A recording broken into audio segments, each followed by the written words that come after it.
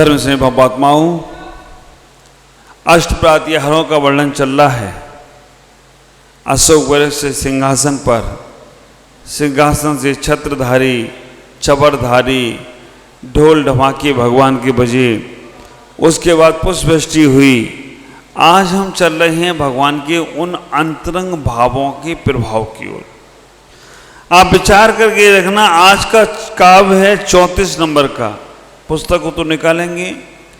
34 number काव्य को हम उच्चारण एक बार करें, 34 नंबर भी काव्य को। शुंभत प्रभावल भूरि विभा विभोस्ते, शुंभत प्रभावल भूरि विभा विभोस्ते, लोकत्रय द्युतिमतां द्युतिमाक्षपन्ति, लोकत्रय द्युतिमतां द्युतिमाक्षिपन्ति,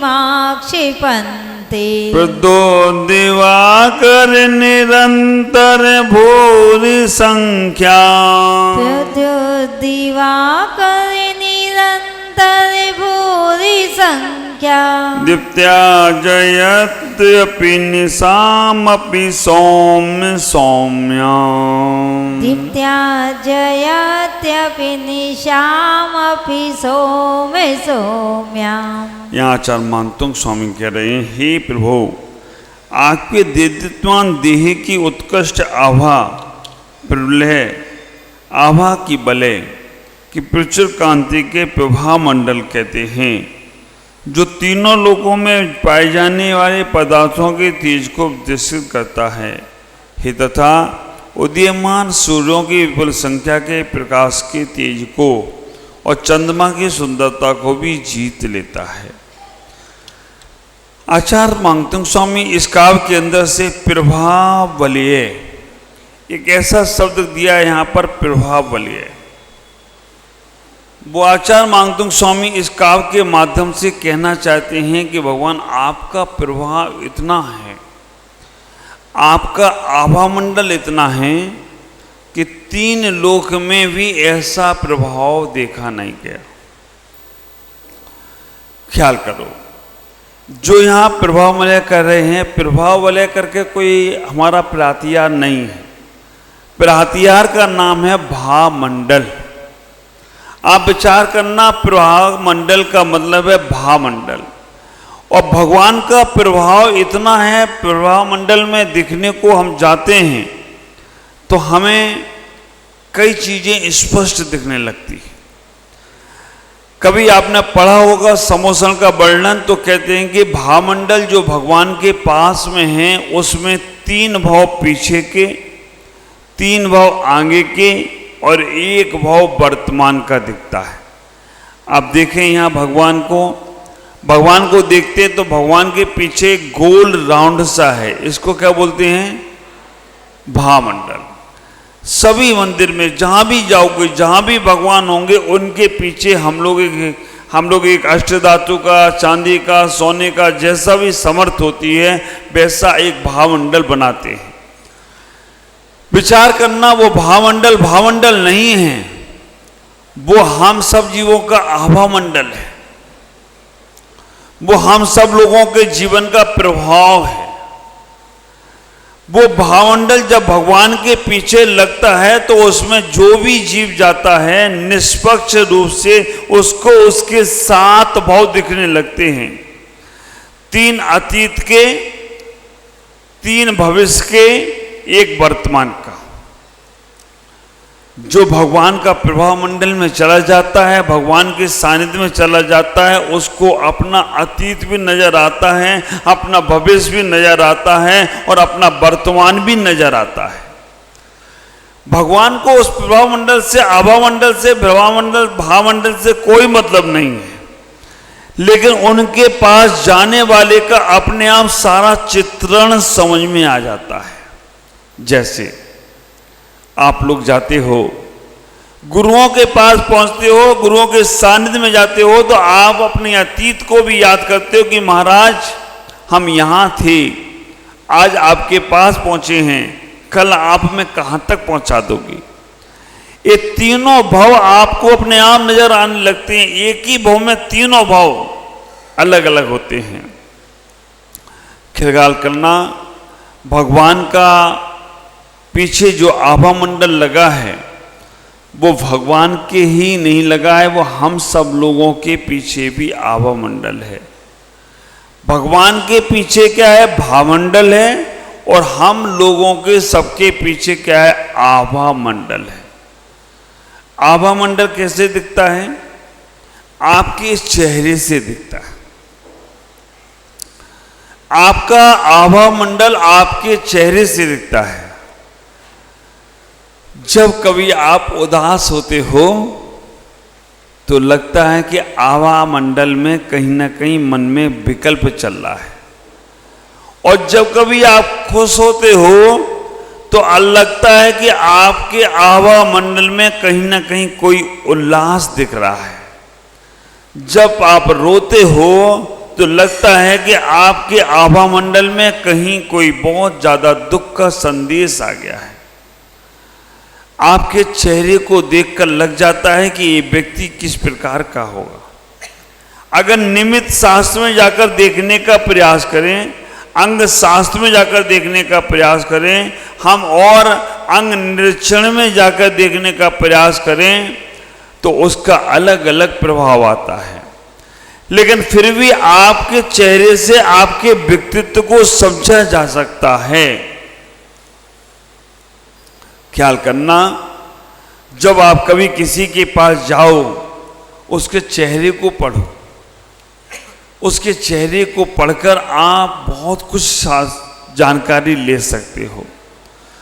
वो अगर कोई व्यक्ति जिसके पास आप गए हो, आप देखते भी होगी, किसी के पास आप गए हो और आप बात कर रहे हो और उसका ध्यान इधर उधर है, तो आपको लगता है इसको मेरी बात पर ध्यान नहीं आ रहा है।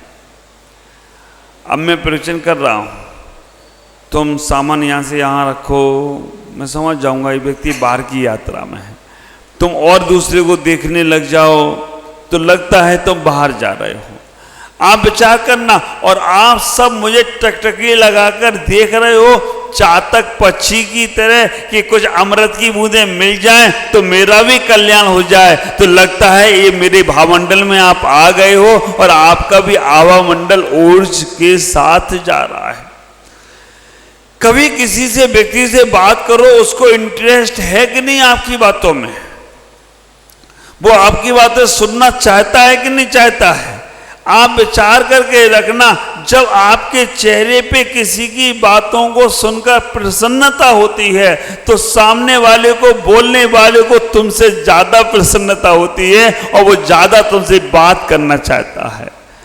और सामने वाले की बातों को सुनकर तुम उदासीन होने लगे, सामने वालों की बातों को सुनकर तुम निगेटिव होने लगे, सामने वालों की बातों को सुनकर तुम्हारे अंदर नकारात्मक सोच आती है, उसी समय वो सामने वाला अपने आप को सिमेट लेता है, कछुए के तरह कर लेता है। कछुए को सामने दिखता है खतरा है तो समेट लेता है, और कछुए को सामने दिखता है मार्ग प्रशस्त है तो कछुआ सारे अंगों को बाहर निकाल देता है। मैं हमेशा कहता हूं, आप अपने जीवन में सबके विश्वास जीत पाओ या ना जीत पाओ कोई बात नहीं, सबको अपना बना पाओ या ना बना पाओ कोई बात नहीं, सारी दुनिया को तुम अपना प्रभाव दिखा पाओ या ना दिखा पाओ कोई बात नहीं, लेकिन अगर तुमने अपने जीवन में एक गुरु को अपना बना लिया, अपने गुरु को विश्वासपात बना लिया, तो तुमने 3 लोग का विश्वास जीत लिया हो तो कोई आश्चर्य की बात। ख्याल करना, एक को अपना बना लिया ना, सारी दुनिया तुम्हारी हो गई। मेरे गुरुदेव आचार्य भगवान पुष्पदंत सागर जी महाराज, आप विचार करके रखना, आचार्य भगवान गुरुदेव पुष्पदंत सागर जी महाराज, जिनको मैंने अपना गुरु स्वीकार किया, अब मुझे कुछ नहीं करना है, अब तो मुझे बस वही गाना गाना है। गुरुदेव आपकी कृपा से सब काम हो रहा है, करते तो आप हो, मेरा तो नाम हो रहा है, करते तो आप हो, मेरा तो क्योंकि मैं उनके प्रभाव में गया और मैं उनका हो गया, और उनके होने के बाद अब हमें और किसी के होने की जरूरत ही नहीं है। आप विचार करके रखना, हमें 10 जगह माथा पटकने की जरूरत ही नहीं है, हमें और कहीं नहीं जाना है। एक के प्रभाव में जाकर अपना प्रभाव समाप्त कर दो।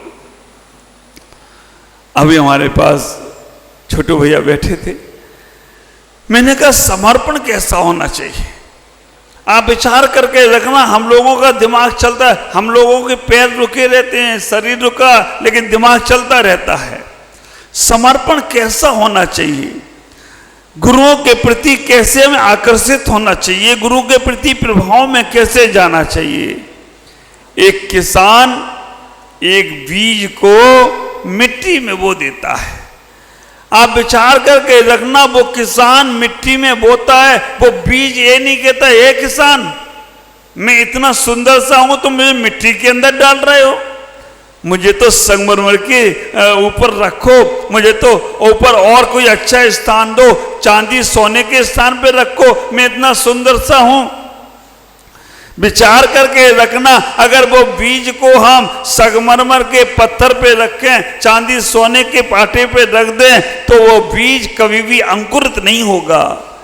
वो बीज धीमे धीमे धीमे धीमे खराब हो जाएगा। लेकिन जैसे ही उस बीज को मिट्टी के अंदर बोया और समय समय पर विचार करना, समय समय पर उसे खाद पानी धूप मिलता गया, तो वो बीज एक इतना बड़ा बट वृक्ष बन जाता है कि आप विचार करके रखना, हजारों लाखों करोड़ों लोगों को वो छाया देने लग जाता है। और उस बीज की संभावना उस मिट्टी को मालूम है। वो मिट्टी माँ है, माँ अपने बच्चे को अपने से ऊपर उठाना चाहती है। विचार करना, माँ में और पिता में इतना ही अंतर है। माँ अपने बच्चे को हृदय से लगा के रखती है और हृदय से लगाती है, और बच्चा हृदय से लगा रहता है, तो माँ बच्चे को बहुत प्रभावशाली बना देती है। वो माँ बच्चे को बहुत अच्छा बना देती है, और बच्चा माँ के हृदय से हटता है तो उसका प्रभाव कहीं पड़ता नहीं है। विचार करना, वो बीज धरती माँ के हृदय से लगा हुआ है, इसीलिए वो वृक्ष के रूप में बन रहा है, और माँ बच्चे को हृदय से लगाती है। पिता बच्चे को अपने कांधे पे बैठ के घुमाता है। कभी आपने ख्याल किया, माँ बच्चे को कांधे पे नहीं बैठालती, पिता कांधे पे बैठालता है। माँ कहती है बेटा तुम मेरे हृदय से जुड़ा रहेगा तो तुम्हारे अंदर हृदय में वो शक्ति आएगी कि जो कभी भी कोई भी घटना घट जाए तो जल्दी से कमजोर नहीं पड़ेगा। और पिता कांधे पे बैठालता है तो पिता का सपना यही रहता है कि मेरा बच्चा मुझसे भी ऊपर जाए, इसीलिए कांधे पे बैठालकर पिता का सर नीचे रह जाता है, बेटे का सर उससे भी ऊपर हो जाए तो कोई आश्चर्य की बात नहीं है। ये पिता की भावना होती है। माँ बच्चे को सीने से लगा के खिलाती है, पिता उछाल उछाल के खिलाता है, उससे ऊपर जा, मुझसे ऊपर जा, मुझसे ऊपर जा। तो यही तो वो बीज है।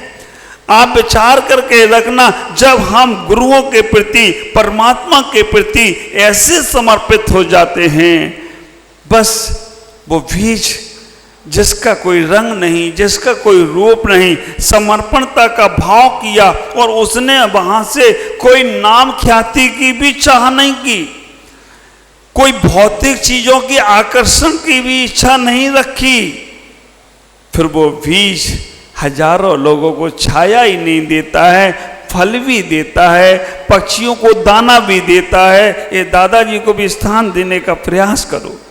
आप विचार करके रखना, वो बीज क्या क्या नहीं देता है, सब कुछ देता है। इसलिए अपने जीवन में इतना ही विचार करना कि वो परमात्मा का बीज हो, तुम परमात्मा का बीज हो, लेकिन उस धर्म की, उस विर्भाव की मिट्टी में बोने का प्रयास करो। एक चीज और बोलूं, मेरे गुरुदेव कहते हैं किसी को फूल भेंट में मत देना।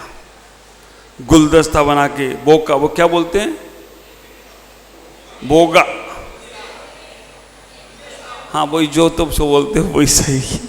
आप विचार करके रखना, किसी को तुम्हें अगर देना है तो फूल का गुलदस्ता मत दो, उसे फूलों के बीज दे दो, तो हमेशा हमेशा के लिए उसका घर महकता रहेगा। हमेशा हमेशा के लिए जहां बीजा रोपण करेगा ना, वहां सब कुछ होगा। आपका जन्म दिवस हो, आप विचार करना, गुणमाला बहन आज संकल्प कर लेना कि हमें 50 वृक्ष लगाना है कहीं पर, 100 वृक्ष, कितनी साल के हो गए उतने वृक्ष लगा देना। एक हमारी गुणमाला बहन का जन्म दिवस है, वो हैदराबाद से आई मनाने, और एक हमारी अमिता बहन का जन्म दिवस है, वो नाहरलगुन से आए मनाने। एक का हो गया है, एक का भी चालू है।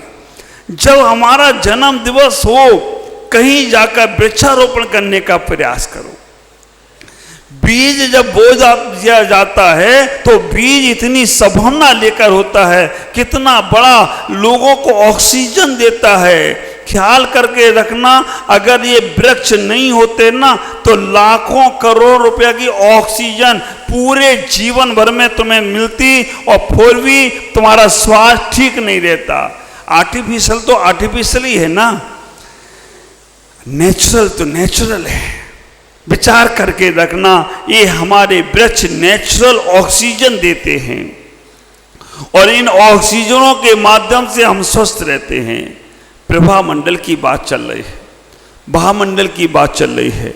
आप ख्याल करना, आप जिसके पास जा रहे हो, जिसके पास बैठ रहे हो, जिससे बातचीत कर रहे हो, उसका आभा मंडल कैसा है, उसका प्रभा मंडल कैसा है, उसकी सोच कैसी है, उसकी विचारधारा कैसी है। एक बात का ख्याल रखना हमेशा, अगर तुम्हारा संसर्ग वाला, तुम्हारे सानिध्य वाला व्यक्ति नकारात्मक सोच वाला है, जिसका प्रभा मंडल नकारात्मक है, तुम कितना भी पॉजिटिव होकर जाना, कितना भी सकारात्मक सोच लेके जाना, एक दिन वो नकारात्मक आदमी तुम पर हावी होकर तुम्हें भी नकारात्मक बना देगा।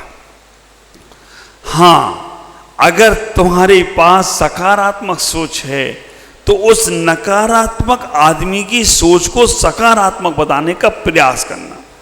ख्याल करना, कई बार ये होता है हम दूसरों को सिखाने जाते हैं लेकिन खुद ही सीख के आ जाते हैं, है ना।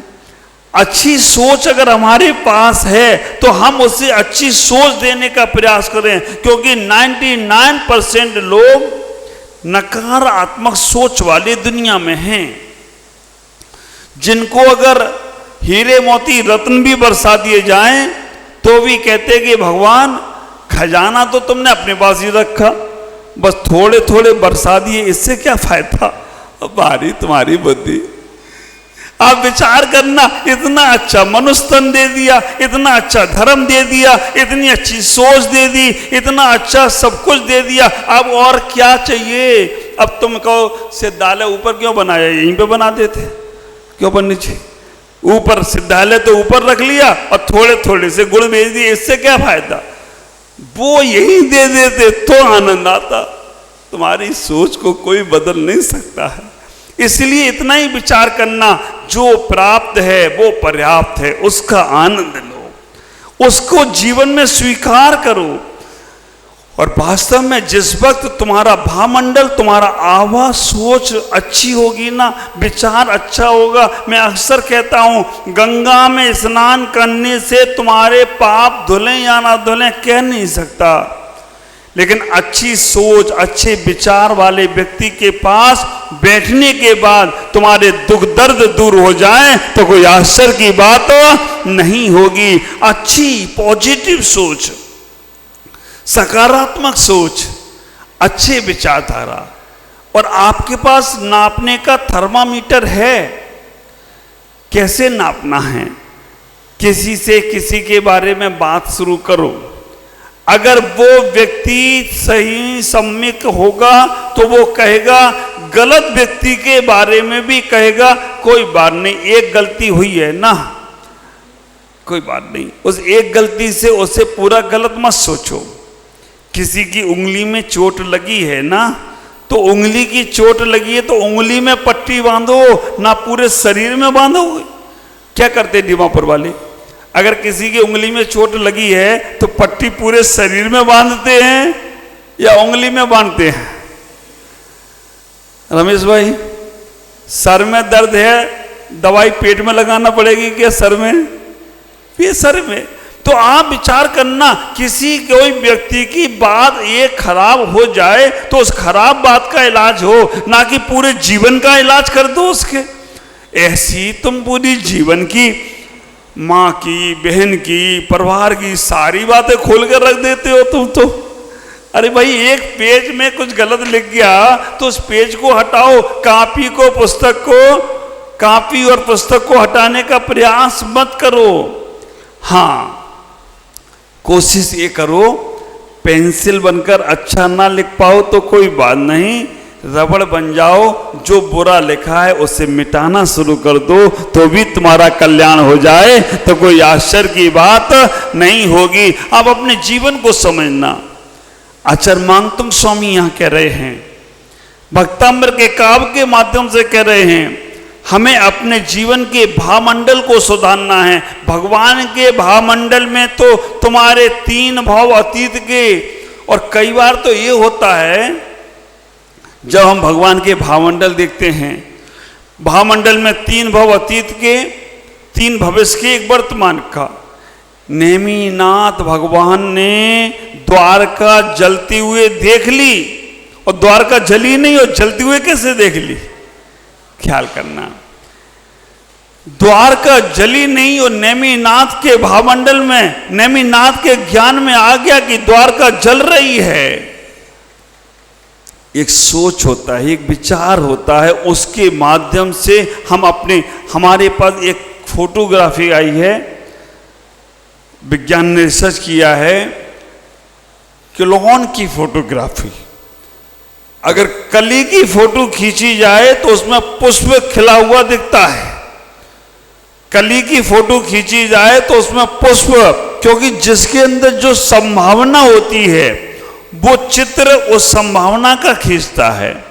ख्याल करो, एक्सरे में तुम्हारा कुछ भी नहीं आता है, क्या आता है? अंदर की हड्डियों की जानकारी। एक्सरे जब खींचता है तो उसमें अंदर की जानकारी आती है, और फोटो जब खींचती है तो बाहर की जानकारी आती है। और जब परिणामों की फोटो खींचती है तो न अंदर की जानकारी और न बाहर की जानकारी, तुम्हारे भवों की जानकारी उसमें हो तो कोई आश्चर्य की बात नहीं होगी। ख्याल करना, एक्स्ट्रा देखना, इन आंखों से तुम देख सकते हो, और तुम्हें भी नहीं, उसके लिए भी डॉक्टर चाहिए। फोटो देख सकते हो, लेकिन परिणामों की जानकारी भावमंडल के माध्यम से यहां दिखने का प्रयास होता है।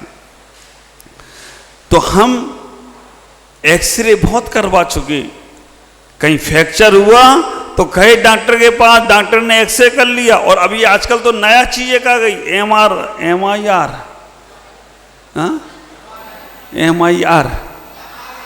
MRI, नाम भी ऐसे ऐसे MRI, उसमें और अंदर की सूक्ष्म जानकारी। जैसे हम लोग ज्योतिष वाले जो होते हैं ना, पहले वो महादशा देखेंगे, फिर विसंतरी दशा देखेंगे, फिर प्रियंतर दशा देखेंगे, फिर और सूक्ष्म देखेंगे। एक सेकंड का हिसाब उनके पास है, अब डॉक्टरों के पास भी है। लेकिन हम ये कहना चाहते, आप भी अपने एक समय का हिसाब रखो, एक सेकंड का हिसाब रखो। कैसे रखोगे? क्योंकि हर सेकंड आपके लिए बहुत महत्वपूर्ण है। जब हमारे सिद्धांतों को जो हम पढ़ते हैं और समझते हैं, 7 कर्मों का आश्रव 24 घंटे चल रहा है। केवल आयु कर्म का जो आश्रव है ना, वो एक क्षण में होता है, और जैसी बन गई आयु है ना, ख्याल करना, जैसी मति वैसी गति। आयु अगर तुम्हारी उस समय बन गई अशुभ, तुम्हारे परिणाम अशुभ हुई और अशुभ आयु बन गई तो तुम्हें फिर कितना भी शुभ करते रहो। भगवान के समोसण में भी राजा सैनिक बैठे हैं और भगवान से कह रहे, भगवान हमने तो आपसे 60,000 प्रश्न पूछ लिए, हमने तो सारे जगत का कल्याण का पूछ लिया, लेकिन मेरा कल्याण कब होगा? भगवान ने कहा अब नहीं हो सकता, अब तो तुम्हारा वारंट निकल गया है, अभी तो वारंट की सजा पूरी करना पड़ेगी, अभी तो तुम्हें नरक जाना भी पड़ेगा, विचार करके रखना। इतना ही सोचने का प्रयास। ऐसा जैन दिगंबर में अमना में कथन नहीं है, लेकिन श्वेतांबर में कहते हैं कि उन्होंने कहा कि मैं नरक आयु से बच जाऊं, ऐसा कोई तरीका? उन्हें हाँ एक तरीका है, तुम नरक आयु से बच सकते हो। तरीका एक है कि फलाने फलाने नगर में एक सेठ सामायिक करता है, उसकी सामायिक एक बार की तुम लेकर आ जाओ। अगर एक समय की उसकी सामायिक तुम लेकर आ गए तो तुम्हें नरक से बचा सकता हूं, नरक आयु तुम्हारी 6 करा दूंगा। होता नहीं है, भगवान को भी मालूम था, लेकिन फिर भी बच्चे मचल जाएं तो बच्चों को कुछ ना कुछ टॉफी देना पड़ती है, खिलौना देना पड़ता है। उन्होंने कहा और कोई तरीका? उन्हें हाँ एक और तरीका है। नगर के बाहर एक कसाई है, वो 500 भेड़ों को रोज काटता है। एक दिन उससे मना करना कि एक दिन कम से कम एक काम गलत ना करे, उसे खूब तुम धन दौलत दे देना, लेकिन एक दिन गलत काम ना करे। उन्होंने कहा ठीक है, और कोई तरीका? उन्हें एक और तरीका है। 3 तरीके बताए। नगर के बाहर एक बूढ़ी माँ रहती है, झोपड़ी में रहती है, उसको कुछ दे आओ, अगर वो ले लेती है तो समझना तुम्हारे नरक आयु का बंध खत्म।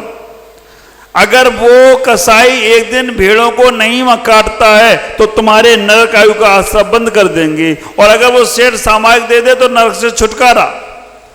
विचार करना, जनागम कितनी बड़ी बात है कह देता है। वो सेठ सामायिक नहीं छोड़ा, है ना, मेढक बनना तैयार कर लिया लेकिन सामायिक नहीं छोड़ा। ख्याल करो, हम लोग पढ़ते हैं ना, भगवान महावीर स्वामी के समोसण में वो गया मेढक, वो मेढक और नहीं था, वो सेठ था, वो सामायिक कर रहा था, और सामायिक करते समय भी वो दीपक जला के सामायिक कर रहा है, दीपक जला के सामायिक कर रहा है। ध्यान बेटा, जब तक तो दीपक जलता रहेगा सामायिक करते रहेंगे। पत्नी निकली, उन्होंने कहा सेठ जी का बड़ा मन लग रहा है, और ये दीपक बुझ जाएगा तो इनकी सामायिक टूट जाएगी। दीपक में थोड़ा सा घी और डाला, डालते रहे, सुबह से शाम हो गई। सेठ जी का संकल्प था कि घी पड़ा रहेगा तभी तक सामायिक करेंगे, और वो सेठानी ने कहा धर्मात्मा हो गए आज तो मेरे सेठ जी, लेकिन अंदर की पंडिती, सामायिक से उनकी गति नहीं बिगड़ी, सामायिक से तो वो मोक्षकामी हो गए, लेकिन अंदर में परिणामों में थोड़ी विकृतता आ गई। और विकृतता भी क्यों आ गई? क्योंकि गर्मी का समय प्यास लगी, और पानी पानी करके वो सामायिक के समय उस समय निकल गए, शरीर से प्राण निकल गए। विचार करना, मेढक की पर्याय में चले गए।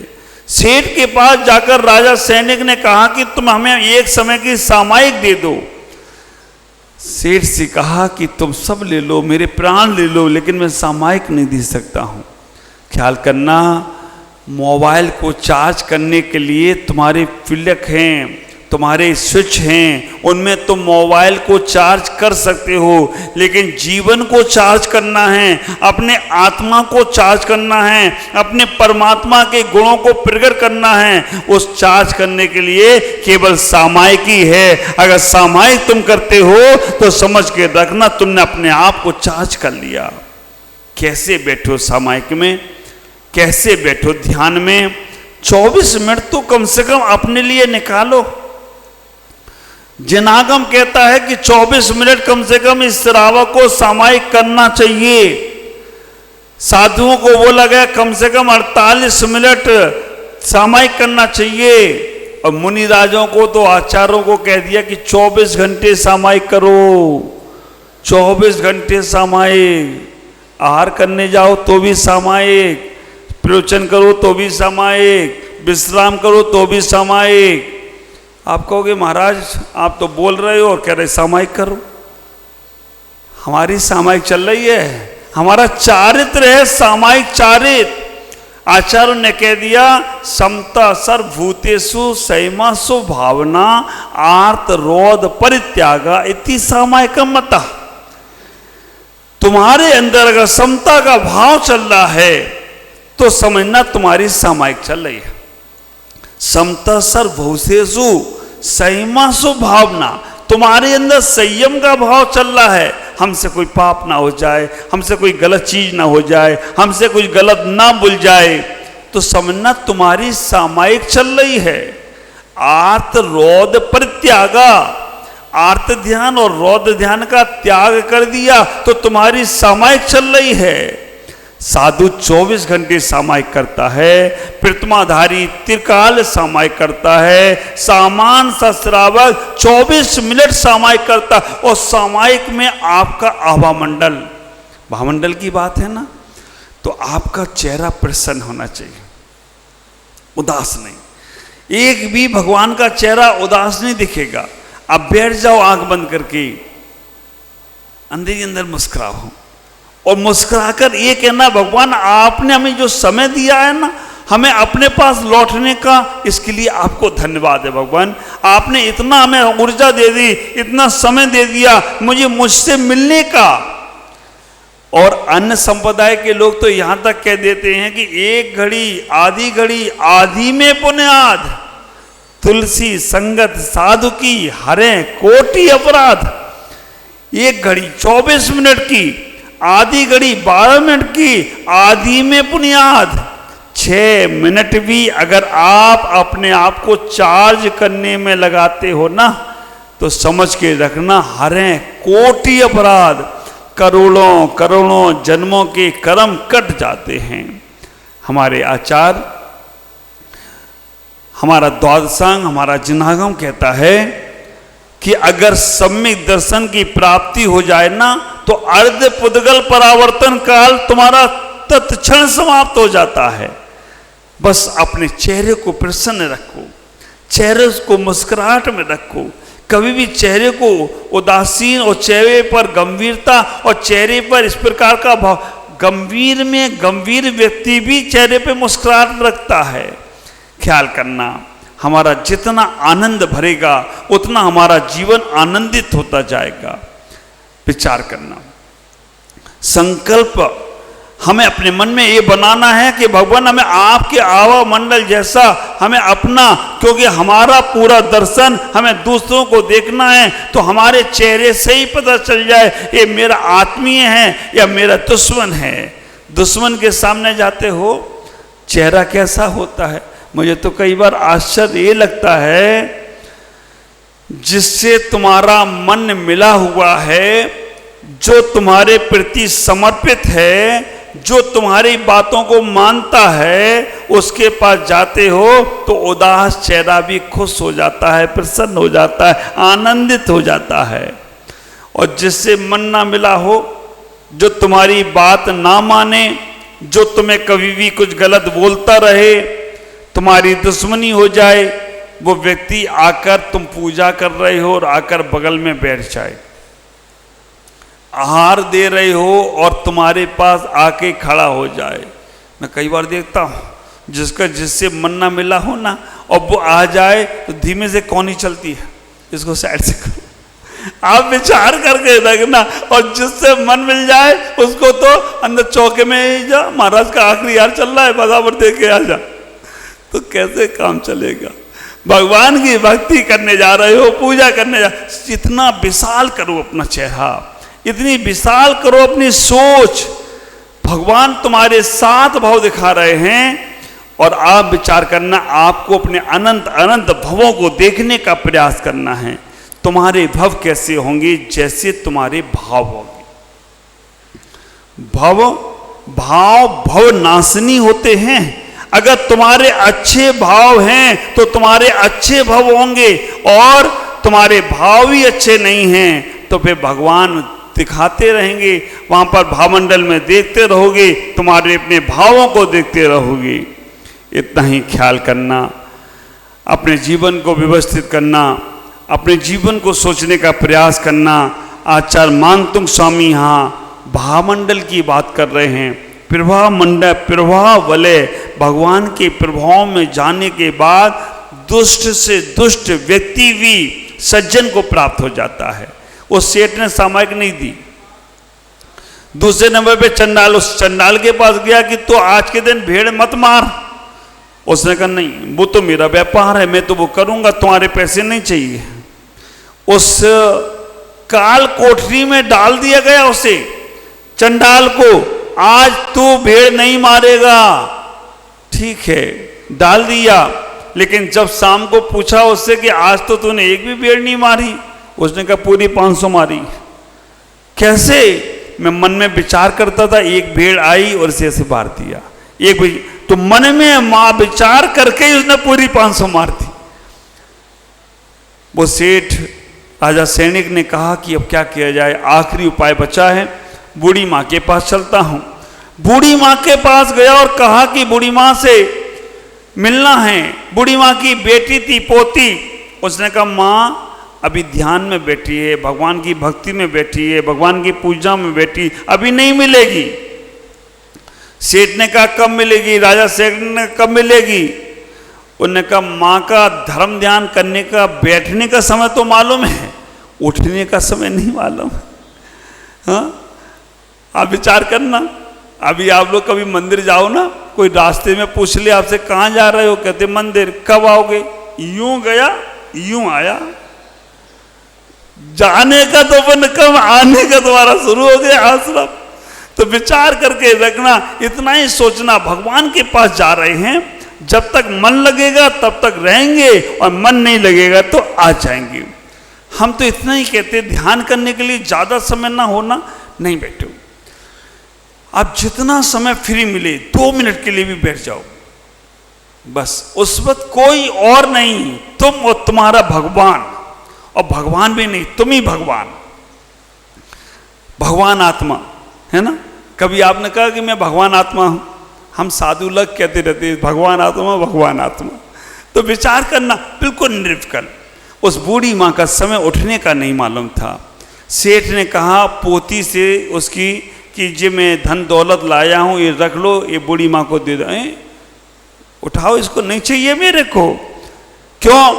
हमारे पास जरूरत नहीं है। उन्होंने कहा खाने का सामान है, उन्होंने कहा आज का है, कल के लिए रख लो। आज की चिंता है, कल की चिंता हमें करना नहीं है। जिसने भेजा वो कल की भी चिंता करेगा। विचार करके रखना। राजा सैनिक हार गई। एक कथानक कितना सत्य है मालूम नहीं, लेकिन इसमें तथ्य पूरा है। तो जब तुम्हारी कोई आयु का बंध होगा ना, वो एक क्षण में होगा, 1 सेकंड में होगा। इसलिए हर क्षण को सामायिक में मिलाने का प्रयास करो। और सामायिक का मतलब हमें आंख पे हाथ रखकर, आंख बंद कर बैठने का तात्पर्य नहीं है। हमारे परिणामों की विकल्पता दूर होना चाहिए। विचार करना, हमारा प्रभाव कैसे पड़ेगा। अच्छा एक बात बताओ, तुम्हें जब गुस्सा आता है, क्रोध आता है, तब तुम्हारे पास 10 लोग आकर बैठना चाहते हैं, या जब तुम्हें खुशी होती है, आनंद होता है, तब 10 लोग आना चाहते हैं? क्या है? खुशी होती है तब ना। तो ये तुम्हारा प्रभाव है। तो आपको मालूम है कि हम जैसे ही कभी कुछ गलत काम करेंगे, गलत बोलेंगे, तो हमारा प्रभाव कम होगा, हमारे लोग दूर चले जाएंगे। और अच्छा करेंगे तो हमारा प्रभाव बढ़ेगा, हमारे पास लोग जुड़ने लग जाएंगे। ख्याल करके रखो, जब पता है तो कैसा क्यों नहीं करना चाहते हो? हाँ, तुम लोग बार बार दौड़े दौड़े सुबह 4 बजे से लेकर 10 बजे, रात को 11 बजे, वो तो मैं सोऊं नहीं ना, तो तुम लोग छोड़ो नहीं हमको। हाँ, विचार करके रखना, मैं सो जाऊं, सोने का नाटक ही कर लूं तो भी छोड़ के चले जाते हैं, लेकिन कोई बात नहीं। तो इतना ही विचार करना, ये प्रभाव, कभी किसी के बारे में नकारात्मक मत सोचो, दूसरे की चिंता मत करो। भगवान से जाकर कहना भगवान सब अच्छा हो, सबका अच्छा हो। क्या हो? तो ऐसा कहने से हमारी पॉजिटिव एनर्जी बढ़ेगी, सकारात्मक सोच बढ़ेगी। अच्छा, और जब तुम्हारी सकारात्मक सोच होगी ना तो समझ के रखना लोग गए हुए भी वापस आ जाएंगे, और नकारात्मक सोच होगी ना तो जो लोग आए हैं वो भी चले जाएंगे। मन में स्वार्थ का भाव ना रहे, मन में पक्षपात का भाव ना रहे, मन में नकारात्मक सोच नकारात्मक चिंतन ना हो तो समझना तुम्हारा प्रभाव बढ़ रहा है। तुम्हारा प्रभाव एक जगत में नहीं, तीनों जगत में बढ़ने वाला है। अब तुम्हारे पास लोग आकर भविष्य की बात देखना, अगर तुम्हारी अच्छी सोच होती है तो लोग अपने जीवन की सब बातें तुमसे कहना चाहते हैं, और तुम्हारी नकारात्मक सोच है ना तो वो व्यक्ति कहता मत कहो इससे, ये कल दूसरे से कह देगा, परसों तीसरे से कह देगा, तुम्हारी पोल फट्टी सब जगह बता देगा, इसलिए उससे बचने का प्रयास करते हो। आज इतना ही कहूँगा। प्रभाव बढ़ाना है तो भावमंडल की तरह अपने दिल को आनंद से भराओ। भगवान जब बैठे हैं उनको तीन लोक के जगत के प्राणियों के लिए कल्याण की भावना निकलती है, तो वहाँ पर उनके भावमंडल में सब कुछ हो जाता है। उनका भावमंडल है, तुम्हारा प्रभामंडल हो, और जगत का भूमंडल हो, और मेरा कमंडल उसमें भी भावमंडल है, उसकी बात बाद में करेंगे।